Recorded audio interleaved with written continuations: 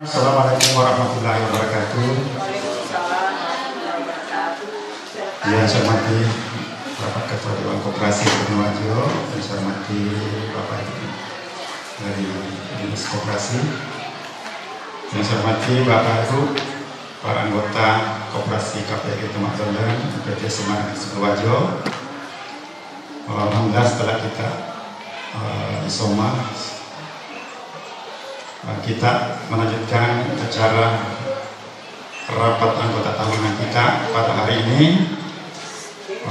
Tadi kita sudah mengikuti acara pembukaan dan selanjutnya kita masuk ke acara inti. Yang pertama yaitu pembacaan dan pengesahan tata tertib. Oke Bapak Ibu yang saya hormati, untuk pembacaan dan pengesahan tata tertib akan dipandu langsung oleh saya sendiri.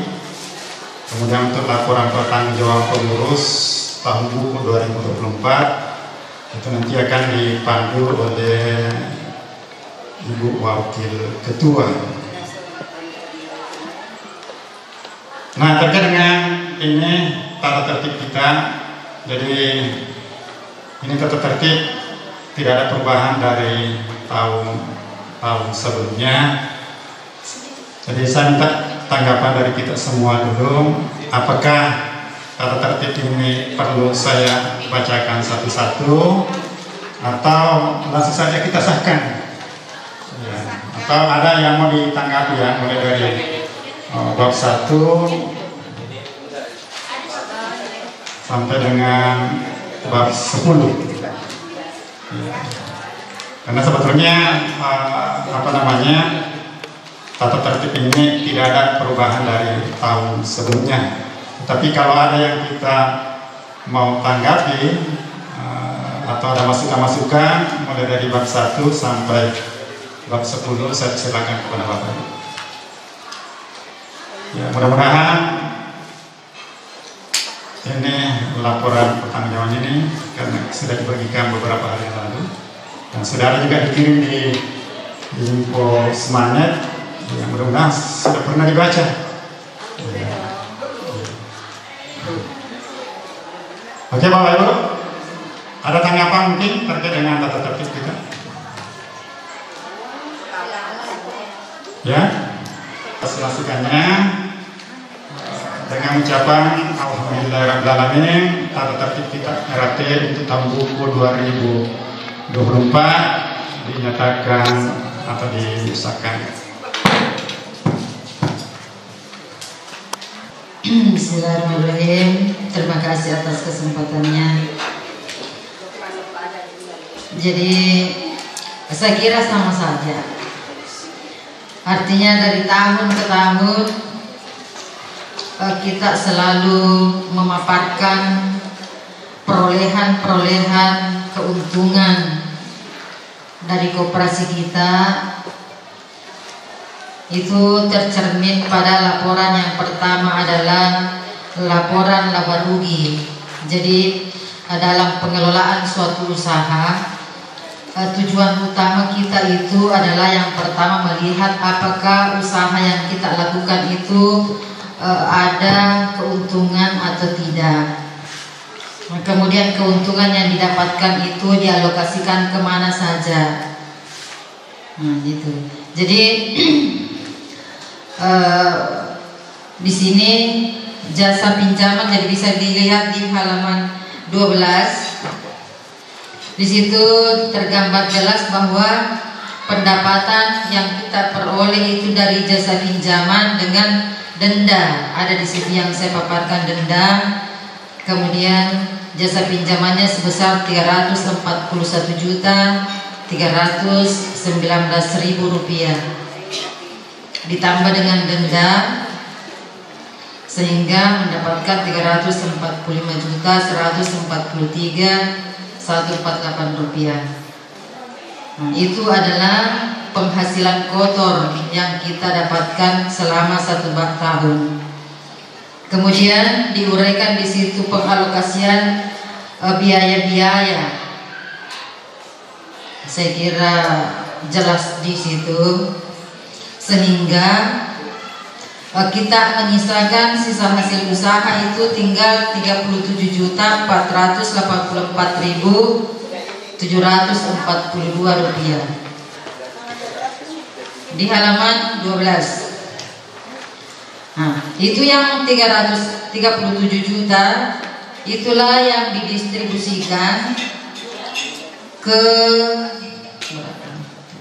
9 item. Artinya berdasarkan anggaran dasar dan anggaran rumah tangga, ada pengalokasian dari yang 37 juta sekian itu berdasarkan persentase yang sudah disepakati pada saat pembuatan anggaran dasar, walaupun setelah berjalannya waktu pernah terjadi perubahan angka pada distribusi itu. Jadi yang pertama cadangan dipisahkan 20%, artinya itu cadangan milik koperasi. Walaupun koperasi kita misalnya itu mundur atau bagaimana, tetap dia punya modal. Jadi itu tidak bisa diganggu gugat. Cadangan itu bukan milik anggota tapi milik koperasi. Kemudian untuk dana simpanan yang 27,5% itulah yang didistribusikan berdasarkan persentase dari besarnya modal yang kita punyai. Jadi simpanan pokok tak berapa, simpanan wajib tak berapa, itu nih yang dikalkulasikan sehingga mendapatkan itu yang dibagikan sama bapak dan ibu pada dana simpanan. Kemudian dana pinjaman dengan besaran yang sama, itu adalah persentase untuk menghitung SHU dari banyaknya jasa yang kita masukkan di koperasi. Nah, jadi semakin banyak kita masukkan jasa, semakin banyak SHU yang kita dapatkan. Kemudian untuk pengurus, pengawas 10%, kesejahteraan karyawan 5%, dana pendidikan 5%, sosial dan pembangunan daerah kerja 2,5%. Jadi untuk dana pendidikan biasa digunakan apabila ada pelatihan-pelatihan, jadi itu kita pakai. Kemudian untuk dana sosial, kadang diberikan santunan kepada anggota yang duka atau suka. Walaupun ada tambahan itu dari dana kesejahteraan anggota, artinya dana kesra itu diambil 0,5% dari besarnya pinjaman. Jadi dianggap dia biaya administrasi 0,5% pada saat kita ambil uang, tapi itu diperuntukkan membantu dana sosial. Karena kadang dana sosial kurang sehingga diambilkan dari situ. Kemudian lanjut di neraca. Ini ada kas, maksudnya di situ uang yang ada di tangan bendahara sebesar 1,6 juta. Kemudian ada Bank BRI, ini sebenarnya sudah habis, sudah lama sekali di situ, tapi karena tidak pernah dimunculkan beban administrasi bank, ini sudah tertutup, sudah mati sebenarnya. Jadi mungkin nanti saya sesuaikan pada awal Januari, itu yang sebesar 143.000. Kemudian ada dana di DPD sebesar 379.804. Jadi banyak dana yang tersimpan di bank. Jadi apabila ada nanti yang akan membutuhkan bisa. Kemudian piutang anggota 1,8 sekian. Simpanan sukarela. Jadi ini simpanan sukarela yang terakumulasi di sini itu adalah SHU yang terbagikan tapi tidak didistribusikan, artinya. Kemudian yang selebihnya langsung ditransfer ke simpanan sukarela berdasarkan besarnya perolehan dari tiap anggota. Kemudian ada tabungan anggota, di situ ada teman yang menitip uangnya di koperasi. Kemudian ada yang koperasi siswa. Jadi kemarin ada di sini ada koperasi siswa, ada uangnya karena pada saat mulai COVID itu tidak jalan, jadi uang yang ada di situ dititipkan di koperasi guru. Kemudian ada dana pendidikan, jadi itu akumulasi dari seluruh dana pendidikan sejak koperasi ini ada. Dana sosial, jadi itu dana sosialnya sangat minim di situ karena seringnya kita gunakan sebagai santunan atau tunjangan kesejahteraan. Kemudian ada gesra, itu yang saya maksudkan tadi, bahwa dana gesra di situ diambil apabila kita meminjam uang, diambil administrasinya sebesar 0,5%. Itu yang diakumulasikan ke situ. Kemudian simpanan pokok 69 juta karena jumlah kita 69 orang. Simpanan wajibnya sudah 1,2, yang besarannya setiap bulan itu 200.000. Kemudian ada cadangan umum. Jadi ini yang saya maksudkan tadi, cadangan umum, bahwa itu adalah murni milik koperasi. Jadi uangnya koperasi itu yang 102 juta sekian. Kemudian ada SHU tahun berjalan 37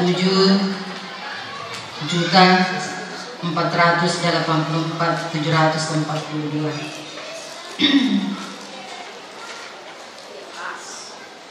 Jadi itulah tadi besaran yang ada di neraca sebelum pembagian SHU. Setelah pembagian SHU bisa kita lihat di halaman 15.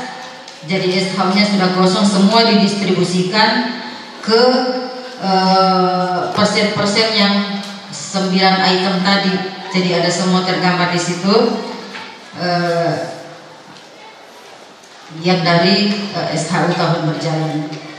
Saya kira untuk sementara itu dulu. Tolong kalau ada yang mau ditanyakan atau kurang jelas dipertanyakan. Saya kembalikan kepada pimpinan. Kelas ada di situ. Dimulai dengan pinjamannya di halaman 28. Di situ bisa, jadi jangan sampai menurut bapak dan ibu utangnya menanyakan, bisa namanya juga manusia biasa yang membuat laporan, mungkin saja perhatikan betul Mika Wanta segitu selama menjadi anggota.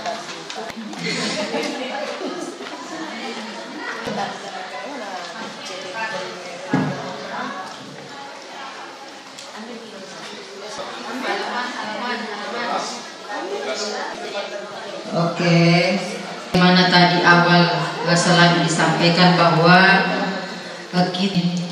Mewan Amalia Ramadan kemudian 60 juta.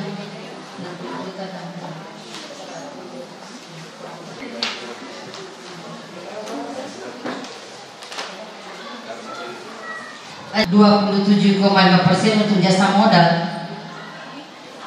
Jadi dimasukkan kami di situ sebagai SHU tak?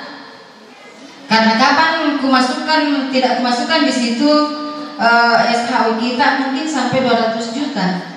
200 juta kali 12%, itu yang harus dibayarkan ke pajak. Itu teh. Iya. Jadi ya ada di situ yang 1-2 tidak itu yang dimasukkan langsung ke simpanan sukarela. Yang 3 SHU 3 itu yang bapak dan ibu terima hari ini. Ya, jadi berdasarkan, jadi ada di laporan terlampir. Jadi itu dianggap sebagai beban. Jadi yang masuk ke itu tadi ada simpanan sukarela. Kemudian saya tambahkan bahwa kenapa tidak dituliskan di situ THR? Tidak ada jemaah. Assalamualaikum warahmatullahi wabarakatuh. Waalaikumsalam warahmatullahi wabarakatuh. Saya bukan seluruh nyanyi yang mau kutanyakan. Cuma kuliah di sini uangku sudah di atas 40 juta. Jadi pertanyaanku, apa ini uangku? Bisa gua ambil sebagian karena banyak sekali nih. Jadi saya ada pertanyaanku. Siapa tahu bisa maka dikasih setengah? Toh? Oke, kalau dikasih kan terima kasih. Assalamualaikum warahmatullahi wabarakatuh. Dia tidak pernah pinjam, jadi kurang seharusnya dia. Terima kasih. Assalamualaikum warahmatullahi wabarakatuh. Saya bertanya karena orang awam baru bergabung mungkin 2 tahun. Yang saya terlambat tadi masuk, yang ingin saya tanyakan adalah dari mana mendapatkan dana cadangan umum yang senilai 102. Iya, itu yang ingin kami tanyakan karena baru bergabung. Kemudian sekedar ini mungkin saran bahwa ya sebagai rakyat ini saya bingung tadi, pusing rakyat karena saya baca judulnya ini tahun buku 2024. Nah, kemudian ada rencana anggaran penerimaan tahun 2025. Jadi akan bercampur ya. Jadi di sini apakah mungkin ditaruh di bagian belakang atau dikasih ke judul di atasnya rencana anggaran penerimaan belanja tahun 2025. Ya, karena ini bercampur antara pertanggungjawaban 2024, kemudian kasih di tengah, kemudian di belakang ada lampiran tabel, itu saja. Ternyata saya baca di tengahnya ada 2025. Rencana anggaran 2025. Jadi mungkin penempatannya atau judulnya mungkin ditambah karena saya cuma baca judul buku tahun buku 2024. Terima kasih. Assalamualaikum. 20%. Jadi 20% itu keuntungan yang 37 juta itu tidak bisa dibagi ke anggota. Nah, itu artinya kenapa kami gabung dengan proker, saya kira kan seperti itu. Setiap ada kegiatan organisasi kita harus membuat program kerja. Jadi laporan sekaligus program kerjanya. Artinya ini hanya masalah bahasa ya. Artinya mungkin pada saat orang lihat, pertanggungjawaban sih itu tahun 2024. Kenapa minimal 20 sampai 25 pada saat kemarin itu kan. Sampai 40 ya. Jadi kita mengambil ini minimal 2 ya. Pernah kemarin ini 25%, tapi hasil kesepakatan kemarin ini yang 5%-nya itu dirubah menjadi 20, kemudian yang 5%-nya ini dibagi ke ini 2,5% untuk jasa simpanan dan 2,5% untuk jasa pinjaman. Kemarin itu pada saat anggaran dasar pertama didirikan koperasi ini 40%. Tapi entahlah pada saat pergantian kemarin pimpinannya kita robah tapi tidak dibuatkan berita acara. Sehingga apa yang kami sudah lakukan di sini sudah berbeda dengan anggaran dasar yang asli yang dulu sekali puluhan tahun yang lalu. Pertanyaan semuanya cerdas. Saya dulu masalah rencana kerja. Rencana kerja sebaiknya memang diberikan skat, jangan campur dengan 2024 karena 2025 ya itu kan dibahas sendiri, Jadi itu pertama. Kemudian kedua masalah cadangan. Cadangan ini kalau dari perubahan anggaran dasar atau anggaran rumah tangga hanya satu pasal saja, maka melampirkan berita acaranya. Itu harus bukan anggaran dasarnya yang dirubah, karena kecuali kalau memang sudah ada waktunya, katakanlah sudah 3 pasal yang mau dirubah, ya bisa ada apa-apa. Tapi kalau hanya satu pasal saja atau bagian daripada pasal itu, satu pasal itu tidak perlu. Tapi berita acara itu perlu memang dilampirkan, diklip bersama-sama di situ di anggaran dasar, di header, supaya kalau umpamanya besok lusa, kenapa ini bisa berubah ini? Umpamanya dia pindah ke SMA lain, tiba-tiba pula 40. Saya tidak tahu kenapa tidak dilampirkan Pak itu. Jadi ini salah satu senjata untuk backup kalau ada pertanyaan dari luar. Kalau ternyata tahun sekian dengan pimpinan rapatnya ini, itu bisa. Kemudian maaf, ini cadangan sebenarnya saya tidak sependapat juga dengan bahasa cadangan, tapi karena ini bahasa undang-undang yang sebenarnya adalah pemupukan modal. Jadi koperasi itu memupuk modal untuk bagaimana supaya koperasi itu besok lusa mandiri. Kalau 102 juta itu sudah artinya kalau maunya besok lusa umpamanya bubar koperasi, maka itu semua orang yang pernah menjadi anggota dipanggil, dikasih bukan hanya keuntungan yang dibagi, tapi juga masalah utang. Kalau utang koperasi berutang di bank kemudian dikelola dengan bagus, dengan demonstrasi dengan bagus, tetapi rugi, itu di kerugian juga itu tetap dibagi kepada anggota. Tapi karena cadangan ini bisa membackup daripada kerugian kita, atau di 40% itu apabila pembagian SHU sudah tidak sesuai dengan anggaran dasar yang lama, itu suatu pelanggaran Pak, maaf ini. Menurut kami dari pengawas itu suatu pelanggaran, dan apabila pembagian SHU akan dibagikan sudah tidak sesuai lagi dengan anggaran dasar yang lama, itu anggaran dasar itu harus diganti, harus diubah. Jadi nanti saya sarankan apabila nanti kita merubah badan hukum menjadi APU, itu sebaiknya dicantumkan memang di situ perubahan anggaran dasarnya. Sekiranya demikian. Terima kasih. Terima kasih. Assalamualaikum warahmatullahi wabarakatuh. Jadi perubahan yang kemarin kami Bapak dalam pengurusan AU kemarin sudah yang terbaru. Katanya Pak Eri dia mau bikinkan aja kita pendirian baru karena adanya perubahan itu. Dan masih terproses di sana. Jadi kemarin saya singgah Bu, karena pernyataan Ibu kemarin belum bayar, mungkin dia tidak kerja, ternyata digaji. Saya mau kasih uang, nggak mau. Nanti selesai Bu. Terima kasih Bu. Assalamualaikum warahmatullahi wabarakatuh. Yang terhormat Bapak Ketua Rekopinda, yang saya hormati dari pejabat dari Dinas Koperasi, dan saya hormati Bapak Ibu pengurus serta pengawas yang sudah hadir di tempat ini, yang saya hormati Bapak Ibu anggota koperasi Tomadual. Jadi alhamdulillah, insya Allah saya akan bacakan laporan hasil pemeriksaan dari kami bertiga.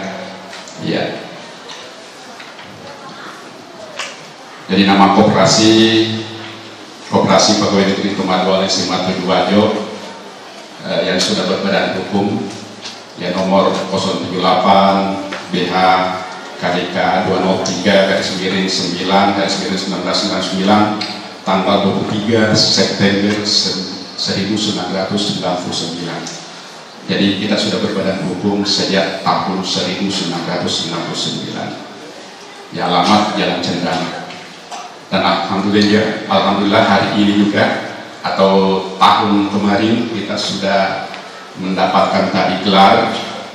Kita termasuk salah satu koperasi yang sehat berdasarkan hasil penilaian dari Dinas Koperasi.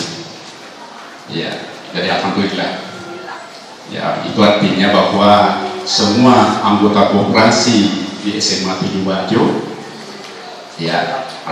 sehat semua, rajin semua, tidak ada yang menunggak, alhamdulillah.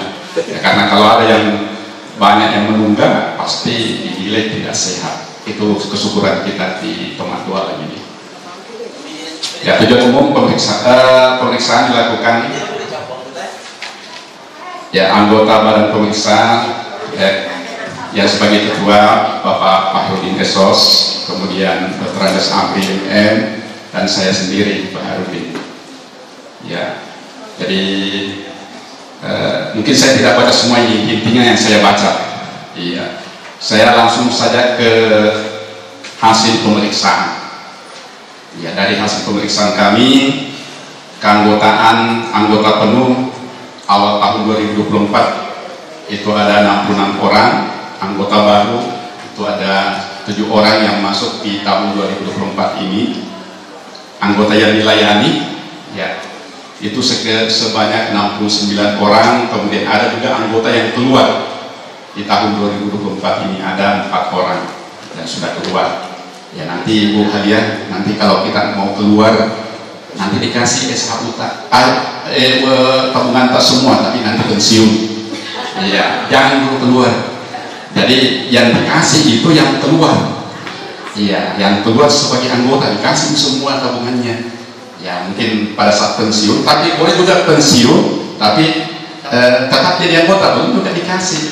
Itu artinya kalau diambil semua dana di situ berarti bukan anggota koperasi. Ya, gitu Bu. Iya. Kecuali barangkali simpanan sukarela bisa diberikan ke pengurus yang namanya ini. Iya. Nah, kemudian berikutnya ya hasil dari itu tadi.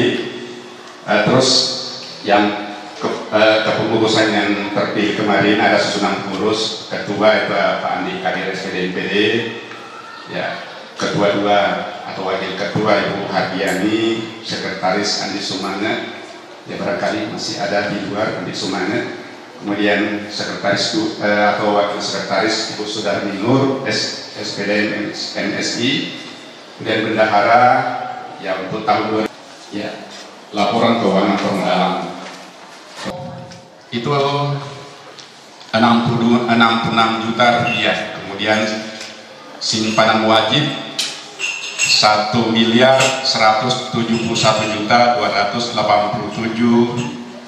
rupiah, simpanan sukarela 667.267.068 rupiah.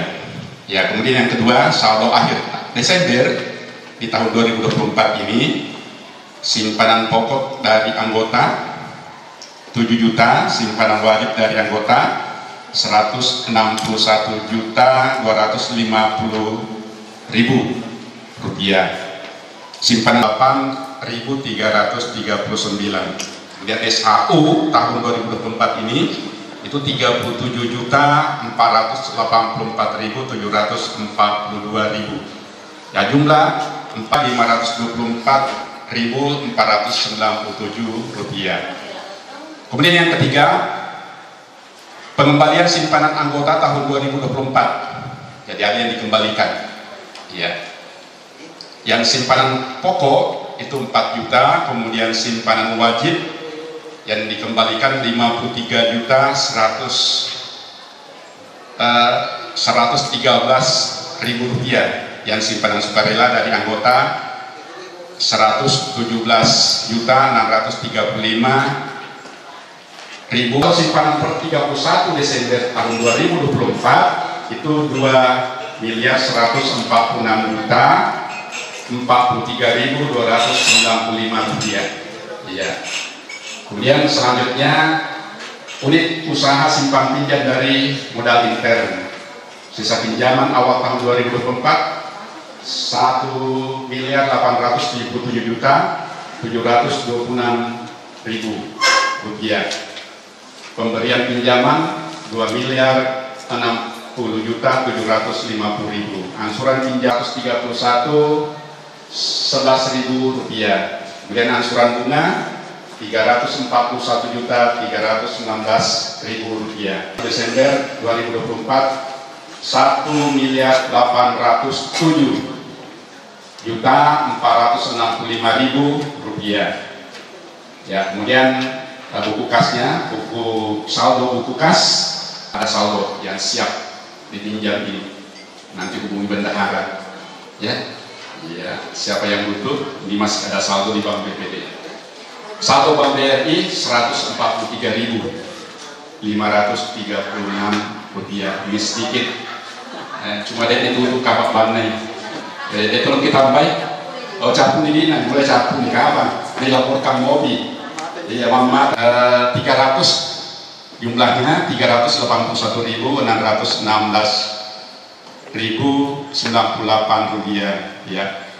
Jadi kesimpulan, atas data yang diperoleh dari pemeriksaan tersebut di atas, maka kami berkesimpulan bahwa kerjasama antar pengurus cukup baik, walaupun masih perlu ditingkatkan. Khusus untuk modal, dapat disyukuri, namun masih perlu penambahan modal demi perkembangan koperasi kita, Koperasi Tomat Dualen SMA Negeri 7 Wajo. Ya, saran-saran, satu, para pengurus harus lebih berusaha bagaimana cara agar jumlah anggota dapat bertambah. Ya, nanti kita gombal-gombali P3K, napes siaga P3K kita bergabung ya. Ya, ini perlu penambahan anggota. Ya, ini maksud P3K menjadi generasi pelanjutan. Ya, Bu Hasrianti dan kawan-kawan. Ya, Bu Hasrianti, siap melanjutkan koperasi Tomat Dualen? Iya.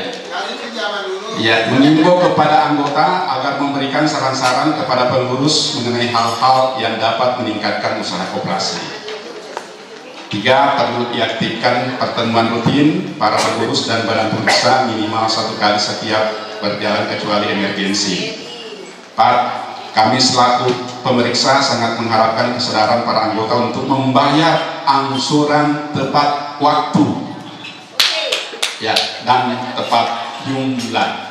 Ya, karena kesalahan yang paling banyak terjadi pada catatan bendahara adalah karena adanya anggota yang kadang membayar sebagian daripada jumlah angsuran yang sebenarnya, sehingga pengurus khususnya bendahara dan bagian pembukuan sering mengalami masalah dalam mengelompokkan posisi keuangan. Iya. Demikian hasil pemeriksaan, dan kami mudah-mudahan apa yang telah diuraikan di atas menyangkut juga dapat lebih memotivasi atau mendorong untuk lebih meningkatkan manfaat dari koperasi kita ini, sehingga dapat berkembang dan memperoleh hasil yang lebih memuaskan. Kami dari Badan Pemeriksa mengucapkan terima kasih atas kepercayaan yang diberikan. Semoga Tuhan Yang Maha Esa senantiasa memberikan petunjuk kepada kita untuk mencapai tujuan kami, meningkatkan kesejahteraan yang merata pada anggota. Sengkang 6 Januari 2025, Badan Pemeriksa Koperasi Pegawai Republik Indonesia Tomat Dualen, ya, KPRI Tomat Dualen SMA Negeri 7 Wajo, Kabupaten Wajo. Ya, Ketua Fahrudin Esos, anggota Dr. Andes Amri MM, anggota Baharudin SPD. Ya, itulah tadi yang dari pengawas. Nah, kemudian ada barangkali yang perlu juga saya laporkan di sini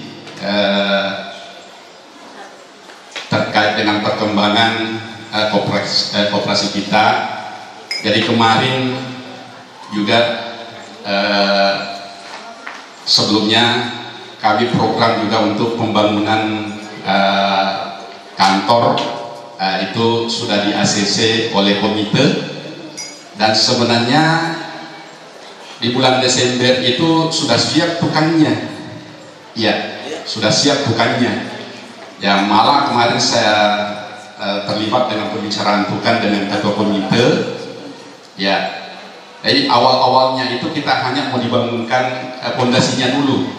Nah, kemudian saya dengar pembicaraan dari, biar mudah itu yang terjadi nanti, ya sekaligus pondasi tambah sedikit. Saya tidak tahu sampai selesai kan, mudah-mudahan ya ditambah lagi naik. Ya, Ya mudah-mudahan kalau bisa sampai selesai tahun ini, ya mudah-mudahan juga bisa ditempati. Makanya nanti tidak apa-apa barangkali kita programkan dalam perencanaan ada koperasi selain simpan pinjam, ada juga koperasi barang atau konsumsi. Ya koperasi ya sembako misalnya, yang kita gunakan nanti di sana tempatnya. Ya mungkin kita ada perencanaan untuk menyewa siapa yang melayani nanti di situ, pengelola. Tidak apa kita bicarakan tahun ini. Jadi rapat anggota di RAT di rapat sebentar. Tidak apa-apa diprogramkan. Tapi kalau misalnya tidak kan tidak ada masalah. Kalau belum jadi. Tapi kalau misalnya jadi di situ kita tidak ada kita bicarakan, ya nanti pada siang sih ada di depan kayak bicarakan ya. Jadi tidak apa-apa kalau jadi itu bisa kita jalan. Minimal bisa nangku elok malah kalau tapi pada dasarnya itu harapannya supaya ditambah itu simpanan sukarela secara otomatis di luar dari usahanya sendiri yang didapat, dan ada mungkin tambahan uang. Jadi intinya kita sepakat bahwa semua bentuk di situ tidak usah kita ambil sampai pensiun. Apa contohnya pensiun? Ya. Jadi begini, ada yang menarik untuk usaha pertokoan.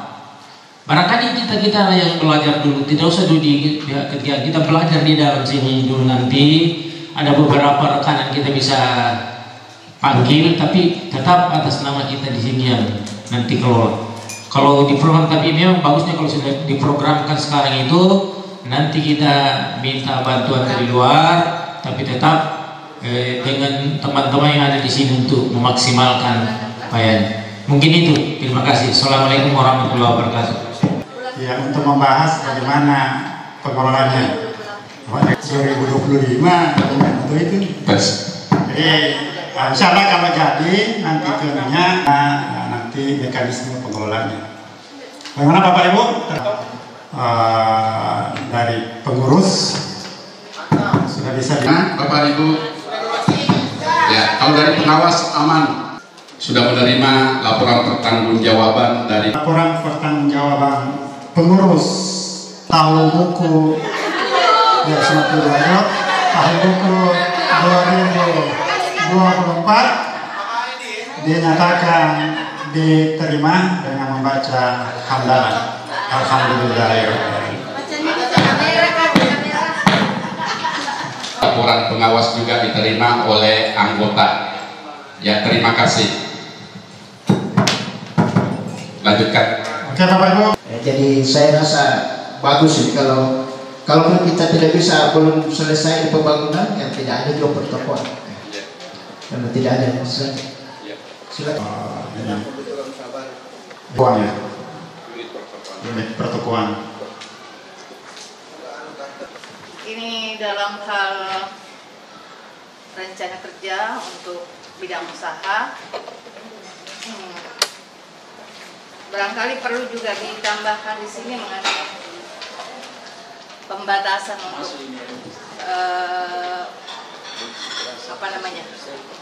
untuk pinjaman bagi teman. Diusahakan seperti apa yang disampaikan oleh kemarin, kayaknya belum tercover di sini. Waktunya itu sudah pergi pelatihan ya. Katanya ada batasannya orang diberikan pinjaman dia di mapas toko-toko apa itu. Ya, oh iya. Ya. Ya. Jadi kemarin pada saat Ibu sudah ikut pelatihan kemarin, dicantumkan barangkali secara tertulis di situ ya. Jadi misalnya modal kita 50 juta, maka maksimal pinjaman. Ya, jadi kalau modal jadi makanya tadi itu sejalan bahwa jangan kita menarik itu tadi simpanata. Ya, kalau kita menarik, suatu saat kita butuh pinjaman, tentu kan perhitungan besar pinjaman itu dihitung juga dari berdasarkan besarnya simpanata di koperasi.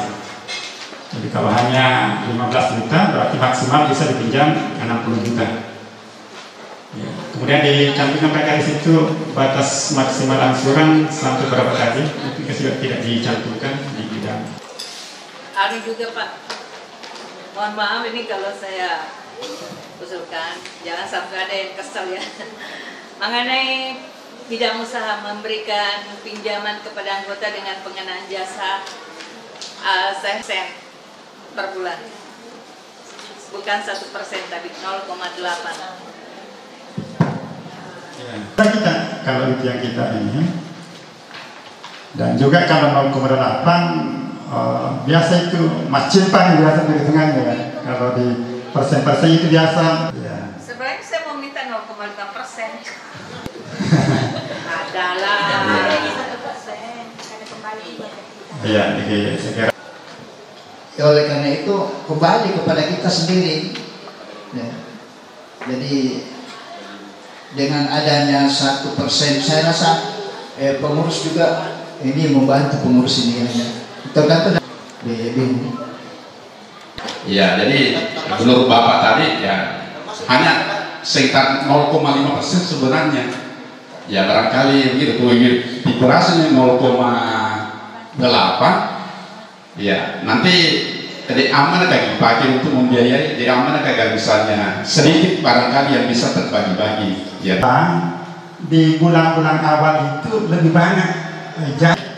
Jadi kalau kita misalnya di sini pinjam dalam waktu 50 bulan untuk bagaimana meringankan anggota, tapi pada dasarnya kalau kita analisa sebagaimana tadi dari Bapak yang dari BKP itu, dan saya pribadi kalau saya analisa pada dasarnya itu kalau kita pinjam uang di bank 5%, sebenarnya kalau kita di sini biar 2,5% bisa setara itu, karena kembali ke kita, artinya 1% itu sudah sangat membantu, dan saya pikir selama ini tidak ada juga yang terlalu berat, apalagi kalau mau ditebus sudah sampai 50%-nya, tidak lagi mendapatkan bunga di belakangnya. Oleh karena itu mungkin kita tetapkanlah 1% itu, dan saya yakin bahwa itu kembali kepada kita sebagian.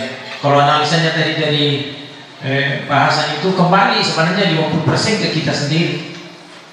Oleh karena itu ya sama lah, setara lah dengan 0,5% saja. Kalau tidak ada, seandainya tidak ada bilang tadi Bu Haji Antar tidak ada jasanya, tidak ada SKU-nya dan seterusnya, sebenarnya pada dasarnya hanya 5%, hanya 0,5%. Ya mungkin itu dari saya.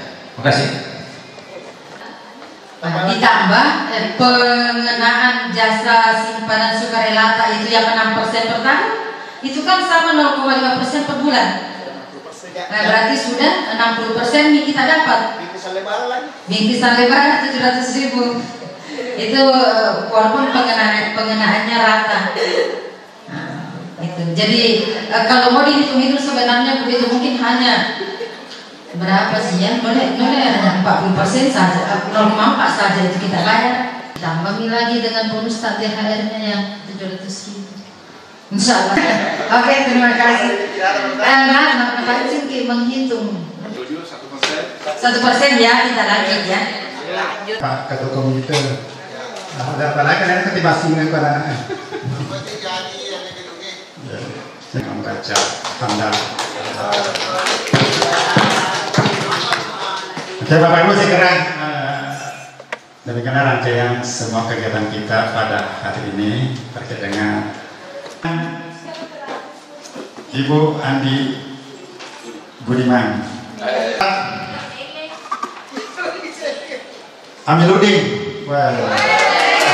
Pak Senang Tigorak, kemudian hari ini pelari Pak Suti, Bapak Ketua Dewan Koperasi Kabupaten Wajo untuk menyerah. Tapi Mas Sandalan yang kesini.